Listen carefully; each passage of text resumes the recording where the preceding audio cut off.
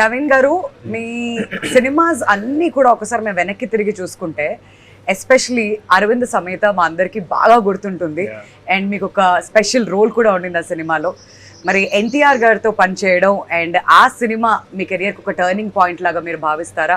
ఆ cinema experience గురించి and NTR గారి గురించి మేము మాట్లాడారు. 100% ఆ సినిమా నాకు టర్నింగ్ పాయింట్. అప్పుడు దాకా చేసిన కొన్ని సినిమాలు ఆడలేదు అండ్ ఇట్ డిడ్ంట్ వర్క్.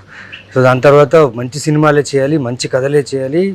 అది ఏంటంటే ఒక ఇన్ఫ్లుయెన్స్ ఉంటుంది, హీరోగానే చేయాలి, ఇలా ఉండాలి, ఒక యాక్షన్ చేయి, ఒక లవ్ స్టోరీ చేయి అని చాలామంది చెప్పేవాళ్ళు. కానీ మంచి కథలు వచ్చేవి కావు. సో వచ్చిన మంచి కథని కూడా నేను వదిలేసుకున్నా, ఇంకా మంచి కథ వస్తుంది అని చెప్పి. సో 2.5 years 3 years షూటింగే లేదు, జాబ్ లేదు, ఏం లేదు, గాన్ నేను టోటల్గా. ఇంకా వెనక్కి వెళ్ళిపోవారా అని చెప్పే స్టేజ్ దాకా అంటే ఆలోచించాను, ఏంటి పరిస్థితి, ఇక్కడ దాకా వచ్చి ఇంతవరకు చేసి పేరు గుర్తింపు వచ్చింది, కానీ ఇప్పుడు సినిమాలు లేవేంటి. ఆల్మోస్ట్ 2.5 years అండి, పిచ్చెక్కిపోయింది నాకు. ఆ టైంలో ఒక మేనేజర్ ఫోన్ చేసి, సార్ రేపు షూటింగ్ అండి 3 days రామోజీ ఫిల్మ్ సిటీలో వచ్చారు. షూటింగ్ 3 days ఏంటి భయ్యా, ఎవరు మీరు అంటే డైరెక్టర్ త్రివిక్రమ్ గారు అని పెట్టేశాడు.